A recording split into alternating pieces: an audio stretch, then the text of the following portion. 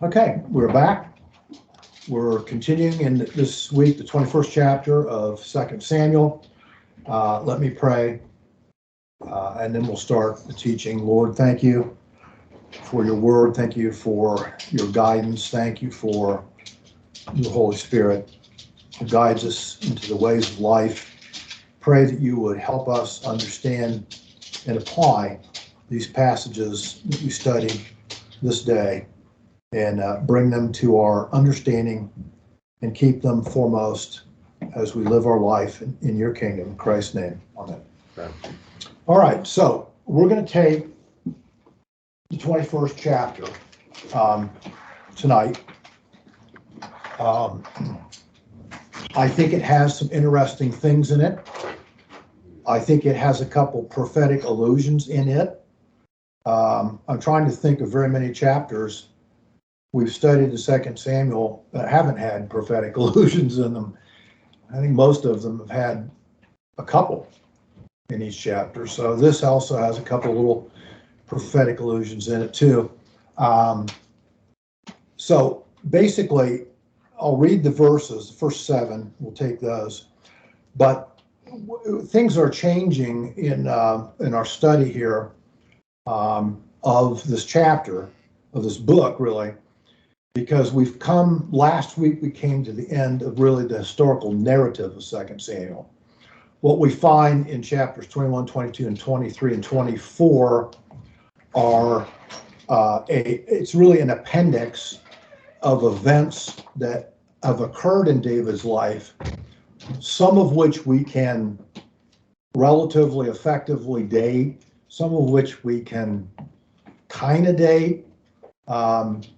Because some of them are not given specific dates, some of them are. Now, the subject of this chapter 21 is the famine that occurs in Israel. That's the problem, okay? Now, the thing that's connected to it, of course, well, let me read verses 1 to 7, then let me say it, okay? So, starting verse 1, now there was a famine in the days of David for 3 years, year after year. And David sought the presence of the Lord, and the Lord said, it is for Saul and his bloody house, because he put the Gibeonites to death. So the king called the Gibeonites and spoke to them. Now the Gibeonites were not of the sons of Israel, but of the remnant of the Amorites. Another word, Canaanites, would be equivalent, Amorites or Canaanites. And the sons of Israel made a covenant with them, but Saul had sought to kill them in his zeal for the sons of Israel and Judah. Verse 3, thus David said to the Gibeonites, what should I do for you? And how can I make atonement that you may bless the inheritance of the Lord? Which, if you think about it, is a really interesting thing. Okay? Why is it he's talking to Canaanites about blessing the inheritance of the Lord? I think you'll understand why in a minute. Verse 4, then the Gibeonites said to him, we have no concern of silver or gold with Saul or his house, nor is it for us to put any man to death in Israel. And he said, I will do for you whatever you say. And they said to the king, the man who consumed us and who planned to exterminate us from remaining within any border of Israel. Verse 6, let 7 men from his sons be given to us, and we will hang them before the Lord in Gibeah of Saul, the chosen of the Lord. And the king said, I will give them. Verse 7, but the king spared Mephibosheth, the son of Jonathan, the son of Saul, because of the oath of the Lord, which was between them, between David and Saul's son Jonathan. Okay? So here's the first part. Now, we've got to go back into the book of Joshua, because I'm not certain that right off the top of your head you remember everything about the Gibeonites.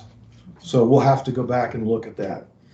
But I will say, from a dating standpoint, I think that it is likely, though not absolute, that what we see going on here in this chapter is it's dated probably somewhere in the first 7 or so years of David's reign there in Hebron. Now, why do I say that? One of the reasons why I say that is because I don't think that it is likely that the Gibeonites are going to bring up this issue of a broken oath 35 years after or more it happened. Okay? I think they're going to bring it up at a point in time in which David takes over as king of Israel, and then they apply to him about the wrong done to them about Saul. At least to me, it makes sense that that's a more likely time frame for this. But you decide as we go on. Now, turn to Joshua chapter 9. Seems like forever ago that we taught Joshua. We did, but it's in the past. So Joshua chapter 9. And we're going to look at the first 14 or 15 verses. I'll try to read them quickly. It says, came about when all the kings who were beyond the Jordan in the hill country and in the lowland and on the coast of the great sea towards Lebanon, the Hittite, the Ammonite, Canaanite, Perizzite, Hivite, Jebusite, when they heard of it, that they gathered themselves together with one accord to fight with Joshua and Israel. When the inhabitants of Gibeon heard that Joshua had done to Jericho and Ai, they also acted craftily and set out as envoys and took worn out sacks on their donkeys and wineskins worn out and torn and mended and worn out and patched sandals on their feet and worn out clothes on themselves, and all the bread of their provision was dry and had become crumbled. Okay? You see, they're developing evidence to prove what to Joshua and Israel? Say again. A long way off. That they had traveled a long way away and therefore were not of the land. That's what they're trying to prove. Okay. Verse 6, and they went to Joshua and to the camp at Gilgal and said to him and to the men of Israel, we have come from a faraway country. Now therefore make a covenant with us. And the men of Israel said to the Hivites, perhaps you are living within our land. How then shall we make a covenant with you? And they said to Joshua, we are your servants. Joshua said, who are you and where do you come from? So they keep telling this story that's not true. Okay? Long way away, even beyond, farther than the Amorites, farther than Bashan, yada yada. Okay, so you drop down to 14. Okay, so the men of Israel took some of their provisions and did not ask for the counsel of the Lord. There's the problem, right? It looked good, it smelled right, all the evidence seemed to be there, but they didn't ask God what was going on. So they assumed. Verse 15, here's the key. And Joshua made peace with them and made a covenant with them and let them live. And the leaders of the congregation swore an oath to them. Okay? And then in 17,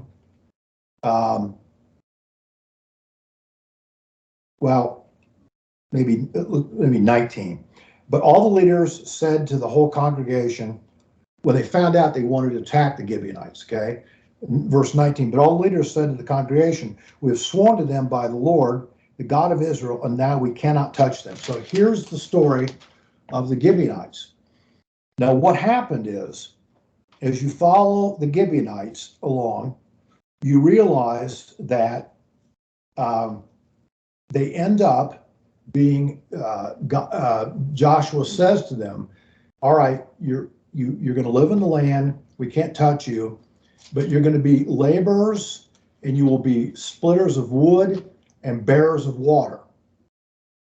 And what you find out as time goes on is a lot of them end up in the Levitical cities because they end up splitting wood for the priests to make continual sacrifices and water that's used in that process too. So they become laborers to transport these things for the process of the Levitical worship and the sacrifices of Israel. Okay, now remember that connection. So, but matter of fact, if you you don't have to turn here, but if you want to write down in Numbers 30, verse 2, is the famous verse in the Torah that says, once you make to the oath to the Lord, whatever it is, you cannot break it. Okay, it's repeated over and over again in Deuteronomy, but that's certainly one of the cases where it's stated. So they become forced laborers. Matter of fact, you find that in, I'm still in Joshua 9, in verse 27, but Joshua made them that day hewers of wood and drawers of water for the congregation and for the altar of the Lord to this day in the place in which he would choose. So this became their status in Israel. Now, we see next that if we go back to our text in 2 Samuel, it says that, remember in verse 2, the king called the Gibeonites, that's David, spoke to them, okay, and said, and they said, as he spoke to them, Saul had sought to kill them in his zeal for the sons of Israel, but that Israel had made a covenant with them, in verse 2. Okay? Now, so what happens is that the word covenant there is a very interesting word. If you look it up in that verse, it's the word Shabbat. And it is not the typical word used of making an oath or a covenant or a peace agreement with people. It's really an unusual word. And what it means is to seven oneself about something. Say again. To seven oneself concerning something being fill in the blank. To seven oneself. Okay? Now, you'll get it in a minute. So, as I said, this is not the normal word. So what happens is that it's this same word is used here in verse 2, where it says that they made a covenant. They severed themselves to something. Okay? Now, keep that in mind as we go on in this chapter, because I think it'll make a lot of sense to you as we go on. Okay? It's going to repeat itself prophetically over and over again. So David, correctly, it says in verse 3, he says, what should I do for you and to make atonement? And it also says that he sought the Lord. Now, when it says that he sought the Lord, this, of course, there are many verses about seeking the Lord, but one of the ones that sticks out the most to me is Numbers 27:21. You can turn there, not turn there, I'll read it to you. Numbers 27:21. He says, when you sought the Lord, here's what you did. Moreover, the person shall stand before Eleazar the priest, who shall inquire for him by the judgment of the Urim and the judgment of the Thummim. At his command they shall go out, and at his command they shall come in, both he and the sons of Israel, yada, yada. So, the way you sought the Lord, according to Levitical code, is you went to the high priest and he took these, we think, stones that were held in the breastplate or breastplate area of the high priest, and he would take them out, and we think from some of the Hebrew words that they would light up or not light up. And what would happen is you could ask a question of the Lord, and you'd either get yes or no. One would light up or the other one would light up, yes or no. So this kind of binary system of asking questions. So apparently that's what David seemed to have done here. And by asking questions, he determines what the problem is. And that is that, as it says in 1 Samuel, he says that they, of course, violated the covenant that had made to the Gibeonites. So David, realizing that was the problem, it was a breach of covenant, Then, of course, he goes to the Gibeonites, and we see it in verse 3, and basically says, okay, what do we do? How do we solve this? How do we make this happen? And of course, then they suggest a way to resolve the issue. Now, notice something I think is important. The Treaty of the Gibeonites was made during Joshua's day. We're now in David's day. You're talking about probably about 400 years. This is a covenant. Now think about it. This is like someone making a covenant with the Pilgrims and then someone today figuring out that it had been broken. 400 years. Now, one of the things that tells you is what? God is very serious about oaths and covenants. Once you made them, you don't break them. Okay? He makes his covenants for us, which means he doesn't break them. Okay? But if we make any, then we shouldn't break them. Now, I want you to turn to 1 Samuel 22. We're going to start in verse 6. And because basically we need to figure out how did Saul killing the Gibeonites occur? So go to 1 Samuel 22. Let me get there myself. This event, starting verse 6 of 1 Samuel 22, is a story about David and the priests at the Levitical city of Nob, N-O-B. Okay? David is fleeing from Saul. He flees to Nob, and the priests help him. He then takes off from Nob, and what you find as you go down, you don't have to read all of it, but if you go down to verse 17, then the king, that is Saul, said to the guards who were tending him, turn around and put the priests of the Lord to death, because their hands also are with David, and because they knew that he was fleeing and did not reveal it to me. But the servants of the king were not willing to put forth their hands to attack the priests. And then the king turns to this guy named Doeg, okay? And then verse 19, and he struck Nob, the city of priests, with the edge of the sword, both men and women, children, infants, oxen, donkeys, sheep. He struck them all with the edge of the sword. Now, who else do you think he killed in the process? The Gibeonites. Why do I say that? Because what were they told that their service would be to the Lord? They would cut wood for the fires, and they would bear water for the sacrifices of the Lord. So where were they? They were every place the priests were doing sacrifices. And we just saw in verse 19 that we just read that this guy Doeg slaughters everyone at Nob. So he not only kills Jews, but he also kills the Gibeonites in the process. That's where apparently this happened. Was that Saul's order? Yes. It was Saul's order. Yep. He was furious that they helped David out. Now, okay, back in our chapter, in chapter 21.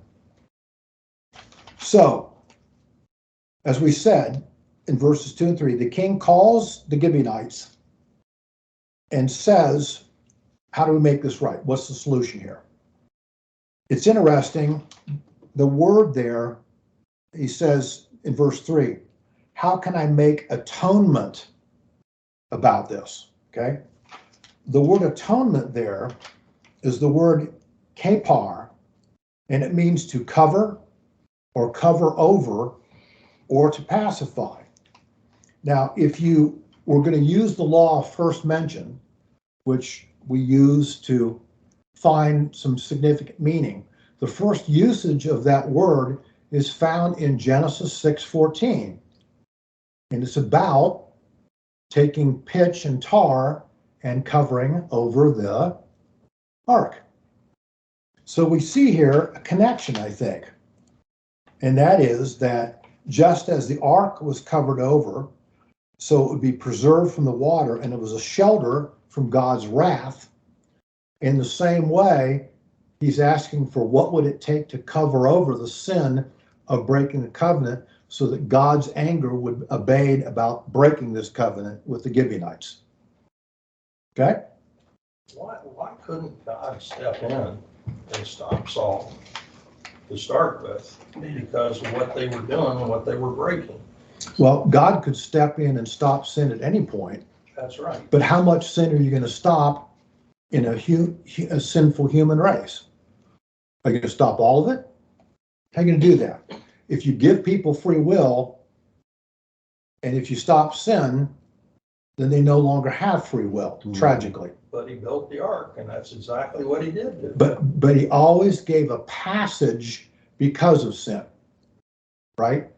Who is equivalent with the ark we find in the New Testament, typologically? Jesus. Messiah. He is our ark, it says. Okay? Okay, because he is the one that covers the sin.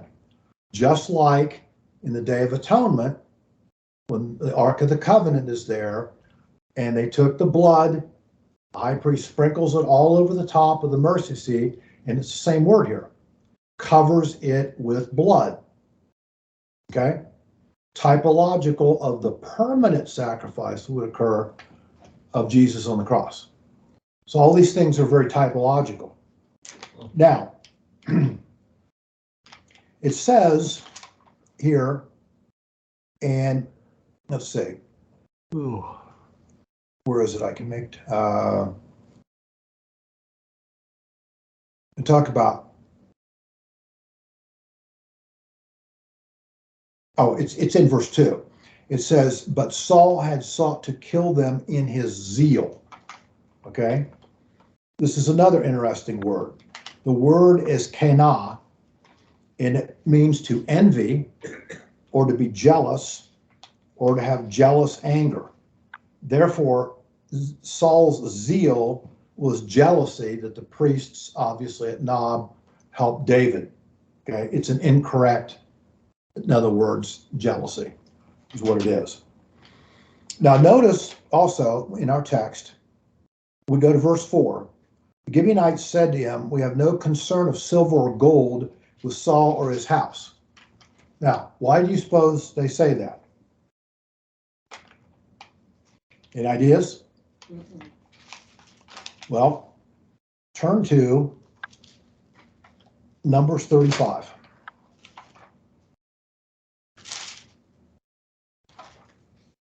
Numbers chapter 35. And we're going to look at 31.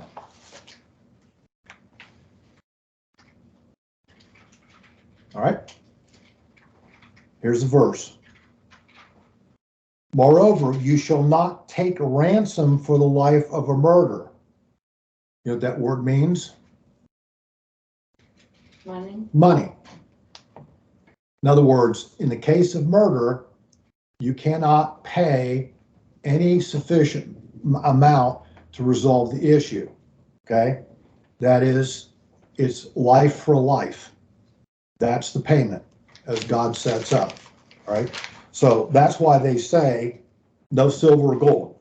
They understand that. Remember, these Gibeonites, even though they're not Jews, have been around the sacrificial system and around the priest for 400 years. I think they've picked up a few things about the Torah in this time, and they know that. They know, your law says can't pay us off with silver and gold. It's a life for life. So, also, of course, we know, you don't have to turn here, but in Exodus 21:23 and following, of course, is the famous statement, eye for an eye, tooth for tooth. In other words, a crime, the penalty has to be equivalent with the crime. And for murder, the equivalent penalty is capital punishment, taking the life of the murderer. All right? Hey, Tim, Yes. did our country start using that philosophy? Yes. And then slowly we have Yep. done away with it? The Old Testament canon, that is the Torah principles, were built into the earliest elements of early codes, judgeships, of mayor's courts, state courts, federal courts, back until probably 100-ish years ago, and then it started to change. And then they took out the canon provisions and put in what Francis Schaeffer calls, and I think it's a good way to, what he calls it sociological law. It's the law of the culture, not the law of the code. Okay? You see? Sociological law. Well, let's do it this way because our culture says that's too extreme. We shouldn't require that. And so what we've done now is we've completely watered down law about things so that we've really flipped justice on its head. And what do we have now? Instead of murderers who are convicted by a jury paying by capital punishment, we have appeal upon appeal that usually averages close to 20 years in time until a murderer finally is, if ever, actually killed for his crime. And what has the family of the victim done over 20 years and through all the trial? Suffered because they don't see justice. So somehow now our culture calls that justice. Well, look at Manson. They're letting him go. Right. I mean, you talk about sick individuals. Yes. Yeah. Some people you might reform. If you read what you're going over, David is trying to correct things. And some people you're not going to correct. No, that's true. And recidivism of serious crime, of multiple criminals that have performed serious violent crime, recidivism is extremely high. Extremely high. I was just talking to someone the other day that told me they had a girlfriend who has a boyfriend, okay, if you follow what I'm saying, and that he beat her up the other day and he choked her nearly to death. And I said to this woman, who's my patient, talking about her friend, I said, do you know what the literature shows us about choking of women? And she said, no. I said, we have many, many studies that show that choking is the thing that most leads to the next violence of women, that is killing them. Choking is highly correlated to lethality in women. I said, so the fact that he choked her almost to death means if she continues with him, next time she probably will die. Sad, but that's what we see. Okay, now, as we said, the Gibeonites refused monetary compensation. And of course, they know enough about the law to say that it's an eye for an eye and a tooth for a tooth. All right? Now, in verse 4, they say to David, nor is it for us to put any man to death in Israel. They're not saying in the Hebrew, we don't want to put any man to death in Israel. What they're saying in the Hebrew is we don't have the authority to enact capital punishment. That's what they're saying. Okay? And then what does David say? And he said, end of the verse of chapter 4, I will do whatever you say. In other words, what's he saying to them? I will give you the right of capital punishment in this case. Yeah. That's what he's saying. Okay? Now, so we see in verse 5, they say, so they said to the king, the man who consumed us and who planned to exterminate us from remaining with any border of Israel. And then they make their proposal in verse 6. What they're saying, of course, is that that Saul had a persistent plan of genocide. In other words, that what happened at Nob apparently was not a one and done. That Saul apparently persisted beyond what happened in Nob and killed more Gibeonites over time. That's what seems to be said there. Now, it's interesting. We've done some extensive studies about genocide. I've read one really good sociological work on it that is the genocides. It's about the genocides of the 20th century.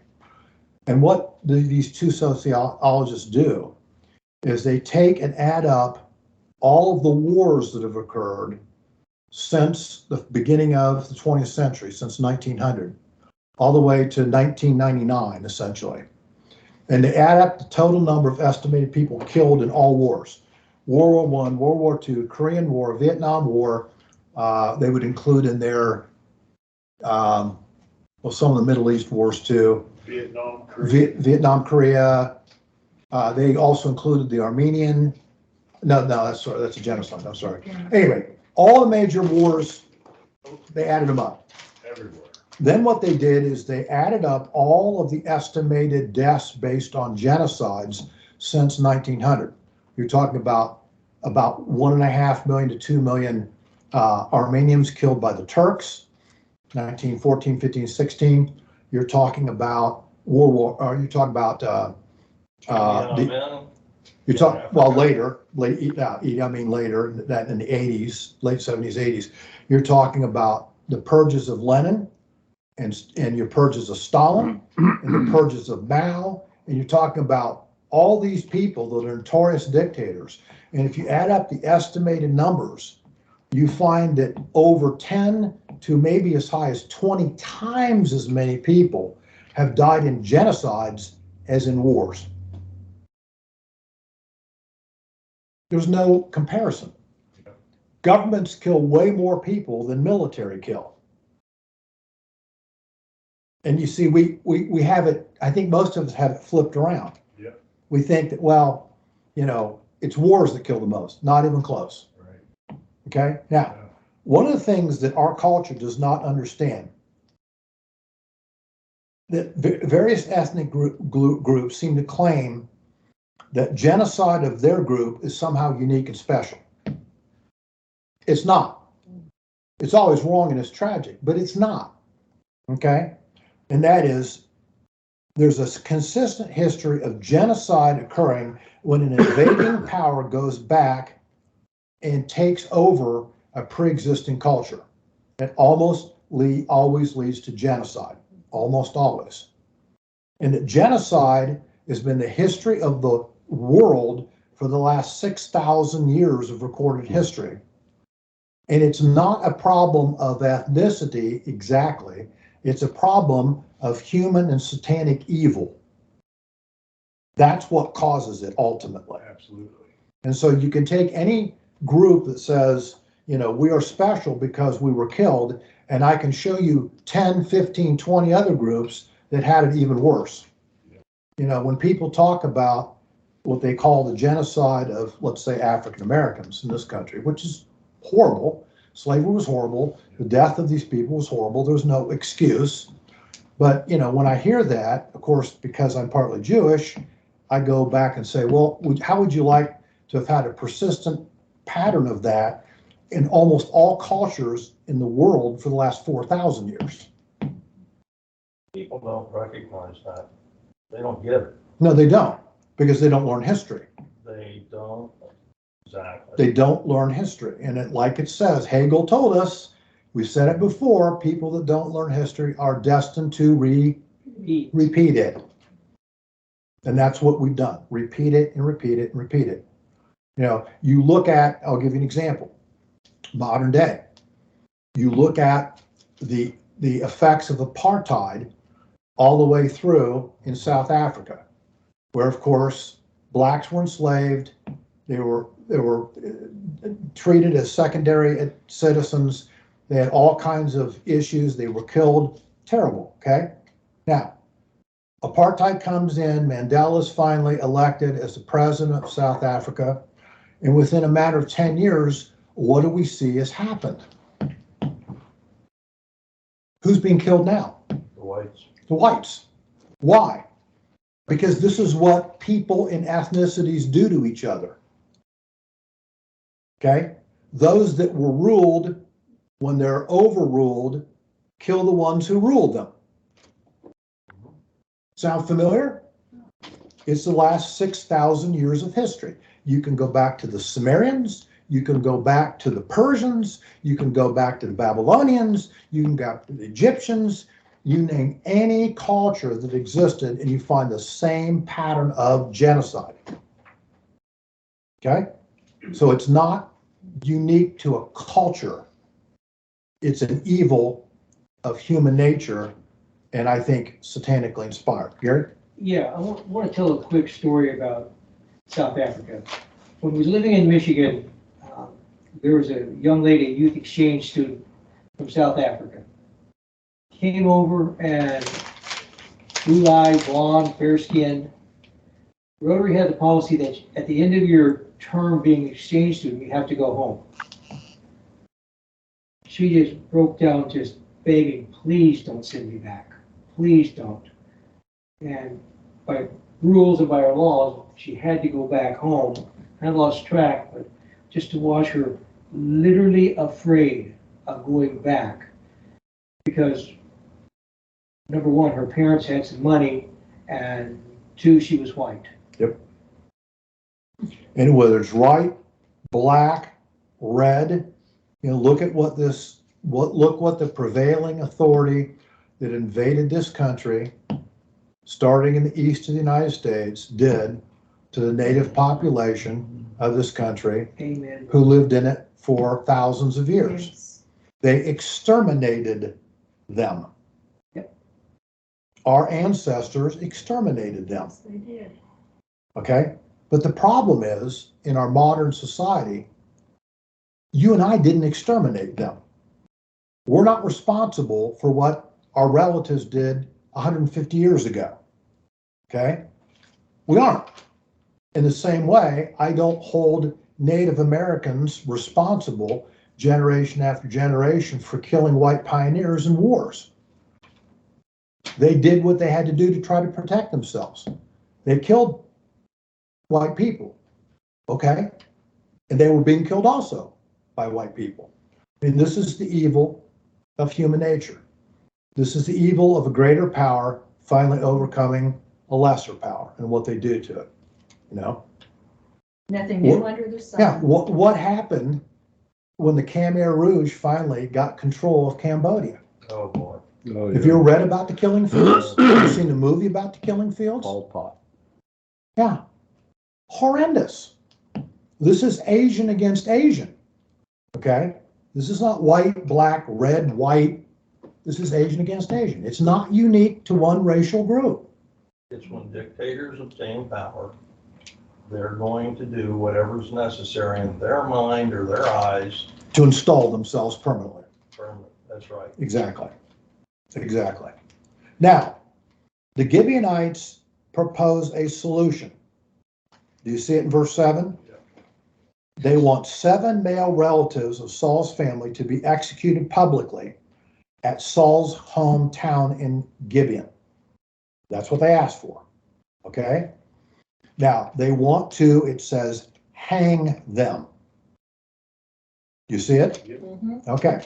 Now, the word is Yaqua, and it means to hang on a stake or a pole in a way that the neck or limbs are dislocated. Now, this, I think, is also prophetic. Why? The crucifixion. Exactly. Because what do we see in Passover instruction? Turn to, if you want to, you don't have to, but turn to Numbers chapter 9. If you want to go back to Numbers 9.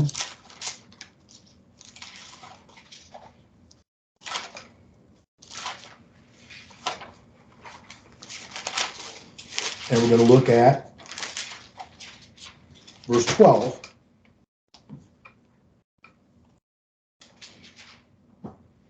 This is talking about the Passover lamb, okay? They shall leave none of it until morning, nor break a bone of it. According to all the statute of the Passover they shall observe. Right? Now, let's follow that prophetically. Turn, if you would, now to Psalm chapter 34. Go all the way to your right. Psalm 34. This is a messianic passage. We're going to look at verses 19 and 20. Many are the afflictions of the righteous, but the Lord delivers him out of them all. Probably should be capitalized, honestly. Verse 20, he keeps all his bones, not one of them is broken. All right? Now, turn to John chapter 19, New Testament. John 19.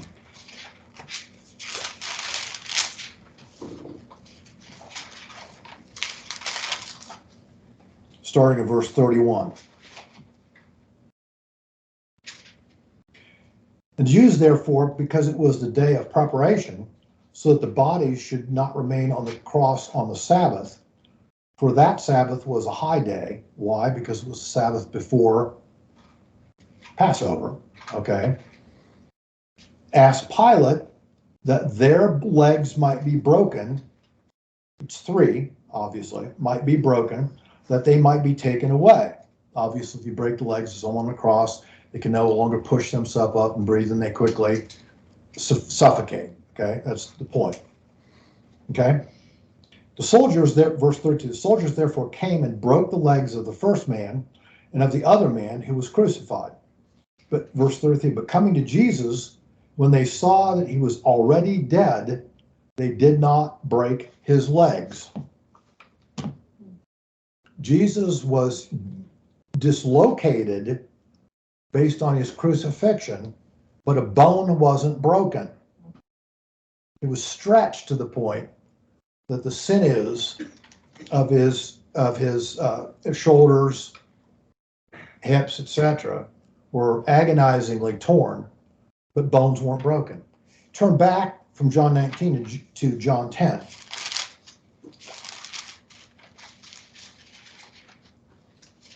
It's important to remember these verses also. John 10. John 10, verse 17. For this reason, the Father loves me. Notice what he says.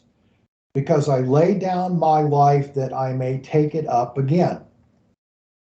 No one is taken away from me, but I lay it down on my own initiative. I have authority to lay it down. I have authority to take it up again. This command I received from my Father. Nobody killed Jesus. He made a decision. He made a decision to die. And he made the decision to die on the 9th hour, about 3 p.m. Right. Prior to the Roman soldiers coming and breaking the leg bones of the two others. This is all prophetic, and I think it's in here. Now, also, going back to our text, go back to 2 Samuel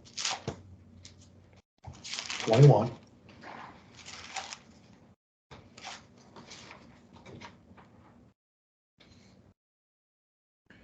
Also, we see that the Torah found in Deuteronomy 21:23, you don't have to go there, but Deuteronomy 21:23 states that bodies killed and displayed can only be allowed there till sundown. No matter what, only till sundown, and then they were supposed to be buried before the sun set. Okay? But David allowed the Gibeonites to set terms, and they wanted the 7 men. Didn't I tell you the word for oath is something you do around 7? He wanted the 7 men, which is the perfect number of fulfillment, to keep their bodies displayed for 7 times 2 weeks. Now, why do I say that? I'm going to show that to you in a minute. I'll show you why it's 7 times. Say it again, Lost State. The Gibeonites wanted their bodies displayed on the hill, on the wooden stakes for 7 times 2 or 14 weeks. I'm going to show you. Weeks or days? Weeks. Oh, man, there's nothing left now. Weeks. Man, I'll tell you, the birds go. You, Oh, you, yeah. you're gonna see what's gonna happen as we go in the text, okay? All right? Now, so, and basically what I'm gonna show you is that this event occurred at a festival called Bikurim, okay? And I'm gonna tell you what Bikurim is. You're talking about what they're going to do? Yeah, I'm gonna show you in a minute, okay? So, also, before I get to that, in verse 6, it says, whom they did choose, okay? Do you see the word choose there? 7 men of his sons be given, and they hang before the Lord, and the chosen of the Lord, the chosen of the Lord, Yeah, which verse? Verse 6. Oh, verse 7. okay? The chosen of the Lord, okay? So the word is behir, and the word there means to elect or to choose, or more properly, in this context, the Hebrew says to be displayed before Yahweh. To be displayed before Yahweh. Even though the Gibeonites believed that this was being done for their satisfaction, to resolve Saul's sins against them and the breaking of the code, the Hebrew implies that it actually was for the Lord's satisfaction, so that the issue of the breaking of an oath, which causes blood upon the land, will be resolved. So the Gibeonites think it's for their benefit, but ultimately it's also for Yahweh's benefit to solve the problem. Because remember, there's been famine, no rain for 3 years. 3 years. Something's wrong. David asks why. He's told what the problem is. It has to be resolved. Okay? Can I Now, ask a question? Yes. Why did God not tell David ahead of time what was going to happen? Because I think probably based on the first year of no rains, they thought, well, here's a fluke. Probably based on human nature, on the second year, they probably thought, well, we'll dig deeper wells. Okay? And probably by the time they get to the third year, they're going, this is going to kill us. And so they finally turn to the Lord and say, what's going on? There can't be 3 consecutive years because of just meteorological Remember, the rains occur twice a year in Israel. The spring rains are in end of March, April, and the fall rains are end of September, October. Every year, spring, fall, spring, fall, spring, fall. And for 3 years, there was no spring and fall. Okay? Now, let's read 8 through 17 and we'll finish off this chapter, okay?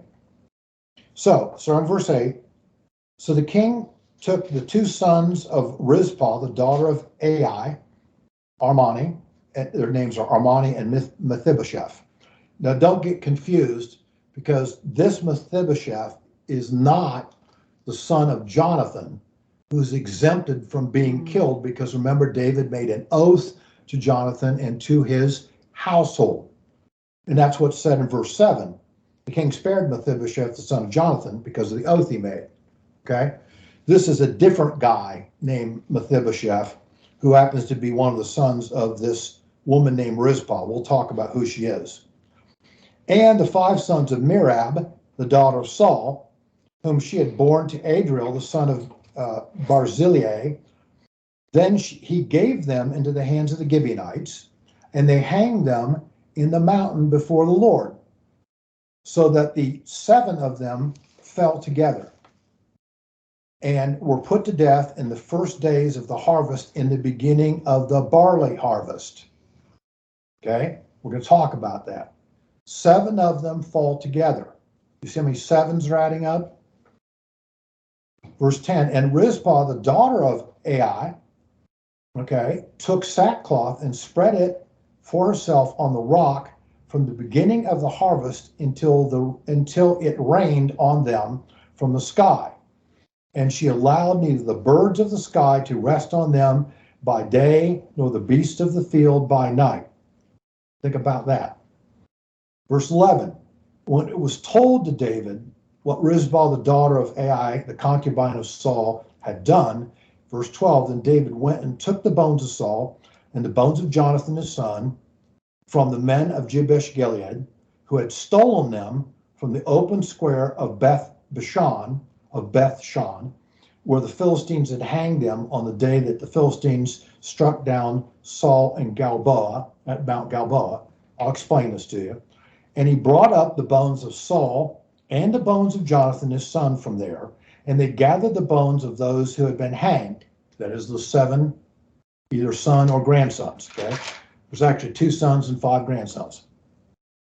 Verse 14, and they buried the bones of Saul and Jonathan his son in the country of Benjamin, in Zelah, in the grave of Kish his father. Thus they did all that the king commanded. After that, God removed by entreaty from the land. Okay? Now, let's go through this. Rizpah, you find her mentioned in 2 Samuel 3:7. Rizpah is a concubine of Saul. She has 2 sons. We just read their names. Okay? Now, Merab, you'll find, look, maybe you better turn there. Hold your place and go back to 1 Samuel 18.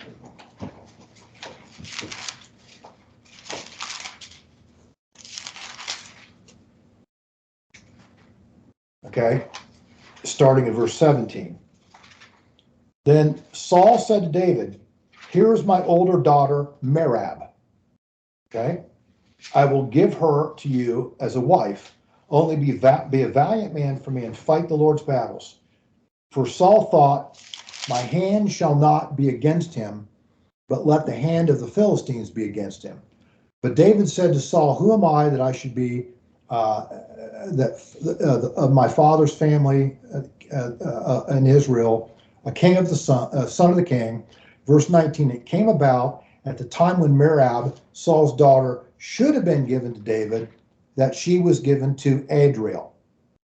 So Merab was intended to be the first wife of David, but Saul, as usual, goes back on his word and gives her to this guy named Adriel.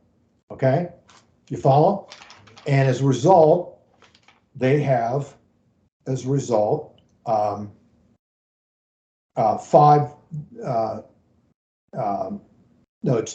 sons. Okay? Merab has 2 sons. Rizpah has 5 sons. I think that's the way it goes, right? Yeah, I said it wrong. Rizpah, the concubine, had 2 sons, and Merab has 5 sons. That's the way it goes, all right? Mhm. So there are 2 sons and 5 grandsons in the 7. Now, it says that these 7 were killed at the beginning of the harvest. The word in Hebrew is bikurim, Bikkurim. Bikurim is the second of the set of harvests. We call it, or it's close to Shavuot. Okay? It occurs somewhere at the end of May to early June, and it is, interestingly, 7 weeks after Passover. 7? 7. Okay? It's always 7. Right. Okay? Now, we see references to this in Deuteronomy 26, 1 through 11. I'm not going to read that, but there's a general principle, and the ordinance for that general principle is actually found in Exodus 23, verse 16. So, the point is that from the end of May till the beginning of the fall rain is 7 times 2 weeks. June, July, August, and probably somewhere towards the end of September. The fall rains. 14 weeks. 14 weeks, 7 times 2. And So Does they that hung 14 weeks then? They hung 14 weeks. so is that, they were still hanging on Yes. they were? Yes. Now what happens? Verse 10 in our text. Rizpah is the concubine, right? She's the mother of the two sons. She travels, goes to these bodies of the 7 that are dead, that are hanging there. In grief, she takes sackcloth and she shelters there for almost 4 months. And it states that she does so to protect the birds from then landing on the bodies and, of course, scavenging them. This is an incredibly grisly thing to have to do. Can you imagine it? Well, bodies were decaying. Of course they were decaying. Okay? And of course, the reason she does it is because even though the Gibeonites intended this to be the greatest conceivable dishonor to the 7 dead, wouldn't let them be buried. Okay? Rizpah decides that she's going to at least intervene in a way, and she's going to at least keep the scavengers off of them, okay, even though they're decaying. And of course, she ends up devoting herself for almost 4 months there, staying until it says the autumn rains fall. The point at which the autumn rains begin to fall means that the payment has been made in full for the breaking of the covenant. So the rain symbolized the fulfillment. The rains symbolize the solution to the problem. God is now satisfied. The famine is going to be over. Okay? Now it says, if you'll notice, I'm going to go back to my text here. If you go back to chapter 21, that verse 11, and it was told to David what Rizpah, the daughter of Ai, the concubine of Saul, had done. And verse 12, and David went and took the bones of Saul, the bones of Jonathan his son, from the men of Jabesh Gilead, who had stolen them from the open square of Bethshan, where the Philistines had hanged them.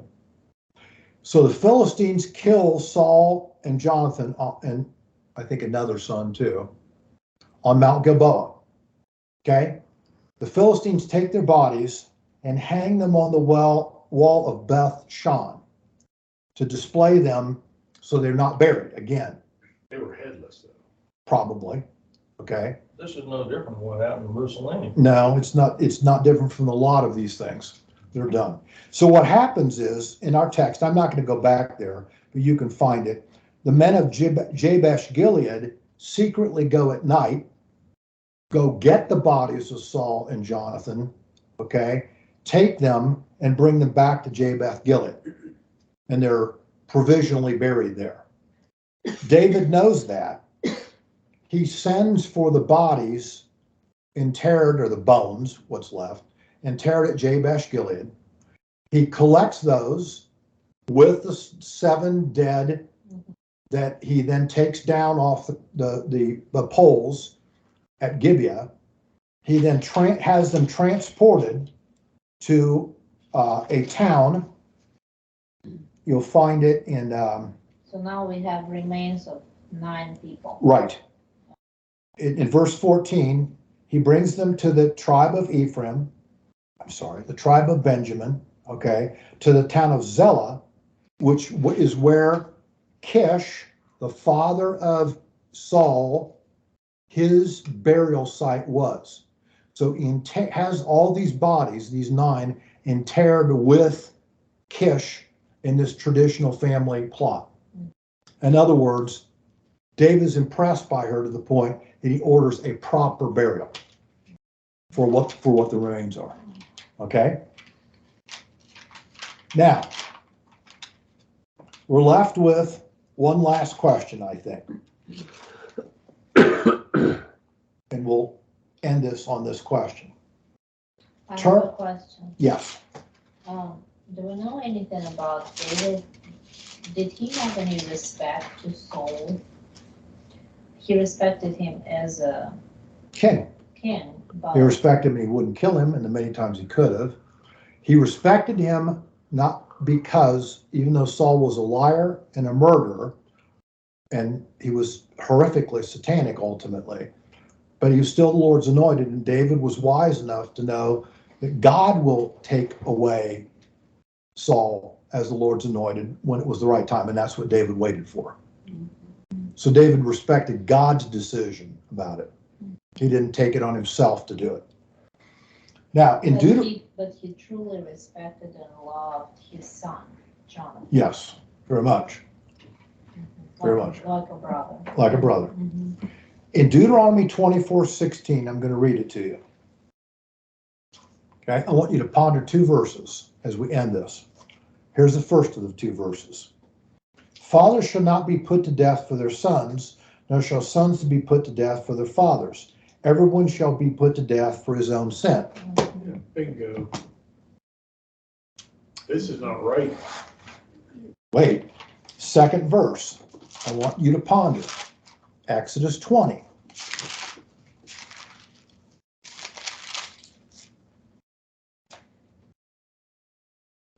You shall not worship them or serve them, that is gods. Exodus 20. Verse 5. For I, the Lord your God, am a jealous God, visiting the iniquity of the fathers on the children, on the third and fourth generations to those who hate me. Now,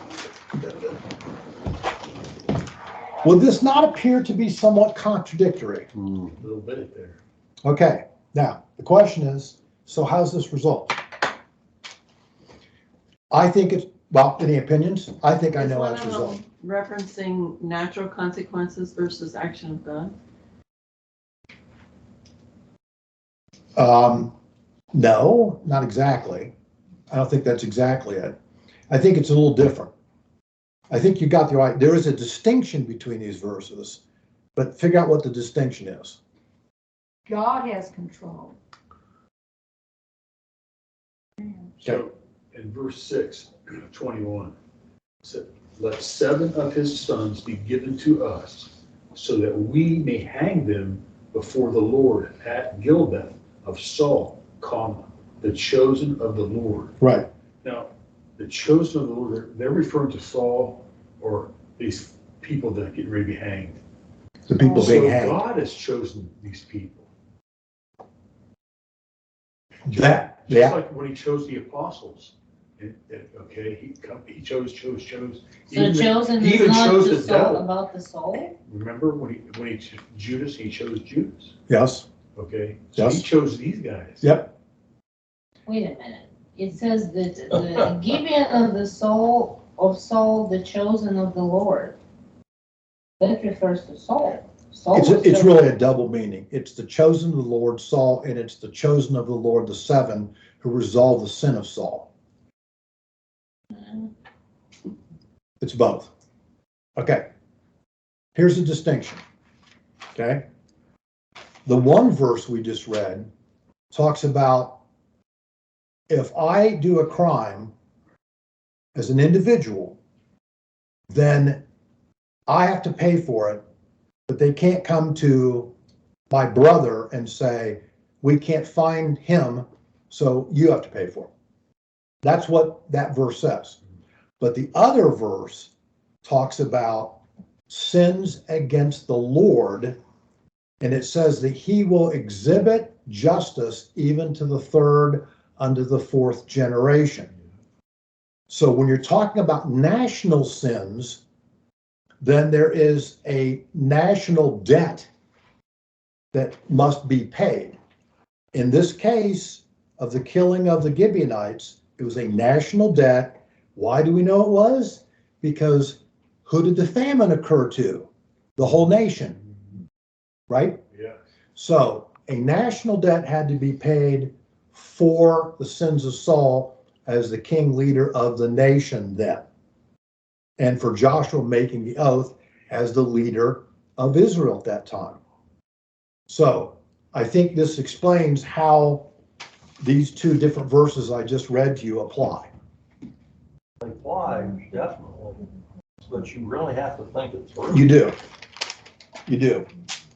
Now, lastly, okay?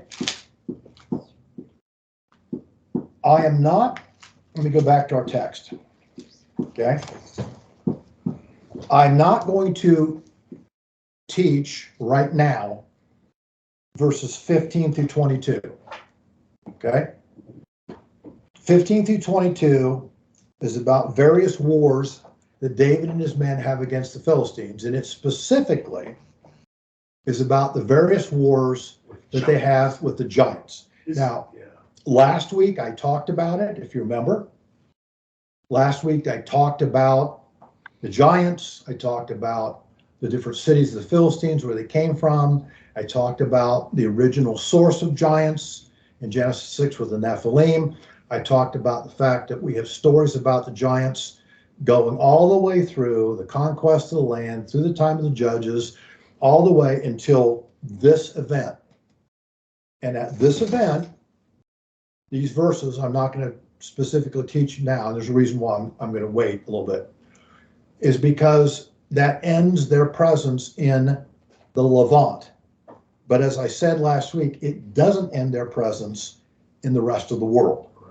Okay?